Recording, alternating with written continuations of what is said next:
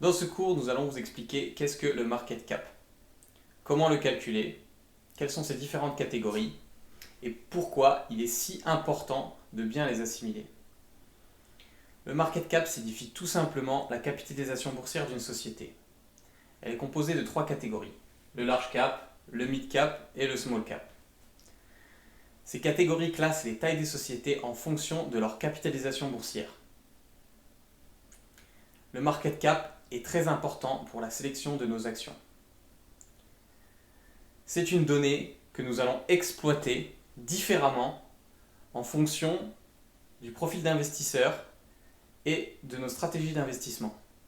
Et donc la capitalisation boursière est une donnée très importante dans la sélection de nos actions et nous allons voir tout cela en détail dans la suite de la formation.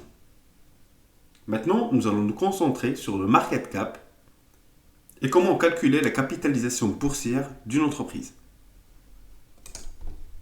Le calcul est assez basique. On va tout simplement multiplier le prix de l'action actuelle fois le nombre d'actions totales. Par exemple, si une entreprise dispose d'1 million de parts, donc 1 million d'actions, et que le prix de cette action est de 50 dollars, alors notre market cap, donc la capitalisation boursière de cette entreprise, serait de 50 millions de dollars. Alors, lorsqu'on utilise la map de Finviz, nous avons ici par exemple l'ensemble des entreprises qui composent le SP500. Pour rappel, le SP500 est un indice américain composé des 500 plus grandes capitalisations boursières et c'est l'indice le plus représentatif de la santé de l'économie américaine. On voit ici que nous avons différentes entreprises qui sont séparées en fonction de leur secteur d'activité. On voit ici par exemple le secteur industriel, le secteur financier ou le secteur technologique. Mais surtout, on remarque dans cette map que nous avons des carrés qui sont plus grands que d'autres. Et donc chaque carré représente la taille de la capitalisation boursière de l'entreprise. Si on compare des compagnies du même secteur, nous avons ici Microsoft avec un grand carré qui représente sa capitalisation boursière. Et si on la compare à IBM ici, avec un petit carré, et cela signifie que nous avons un grand écart entre les deux capitalisations boursières, et ça nous donne une première idée sur la taille de la compagnie en question. Dans cette première catégorie de large cap, on va retrouver des entreprises avec une capitalisation boursière, donc un market cap supérieur à 10 milliards de dollars. Cette catégorie va inclure également ce qu'on appelle des méga caps, des entreprises comme Apple, Microsoft et Facebook, avec des market caps supérieurs à 200 milliards de dollars. Dans cette catégorie de large cap, nous allons retrouver principalement de grandes compagnies assez connues comme McDonald's, Morgan Stanley ou SAP. Ce sont des compagnies très solides et leurs actions présentent certains avantages, principalement lorsqu'on investit dans des actions à dividendes. Les dividendes, ce sont des parties de bénéfices qui vont être redistribuées pour les actionnaires et ils sont versés tous les 3 mois. Nous allons voir courant de cette formation quelles sont les stratégies que nous allons privilégier pour ce genre d'investissement. Alors, des actions avec des larges caps ont l'avantage d'être stables, donc peu volatiles, et représentent un risque réduit. Une action avec une aussi grande capitalisation boursière, son prix ne va pas varier beaucoup et va être généralement assez stable, ce qui est parfait pour un profil d'investisseur avec un grand capital et qui souhaite prendre peu de risques sur le marché, ce qui est parfait pour un profil d'investisseur pour le long terme et qui souhaite prendre un risque réduit. On retrouve ensuite les mid-cap. Ce sont des compagnies de taille moyenne Et c'est ce qui représente la majorité des entreprises cotées en bourse. Leur capitalisation boursière va être située entre 2 à 10 milliards de dollars.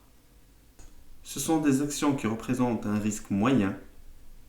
Le cours des actions va être moyennement stable et on peut même retrouver dans cette catégorie des mid-cap des compagnies qui versent des dividendes. Ce sont des actions que nous allons appeler des actions de valeur. Et ce qu'on cherche, ça va être des actions sous-valorisées qui se négocient à un prix inférieur à leur réelle valeur. Et la dernière catégorie va être les small caps. Cette catégorie peut inclure également les micro caps et les nano caps. Ce sont principalement des entreprises avec une capitalisation boursière inférieure à 2 milliards de dollars. Ce sont donc des actions avec un prix assez faible, ce qui se traduit par une volatilité plus élevée et donc un risque plus élevé également. Ce qu'on cherche dans les small caps, ce sont des actions avec un fort potentiel pour faire principalement de l'investissement sur la valeur.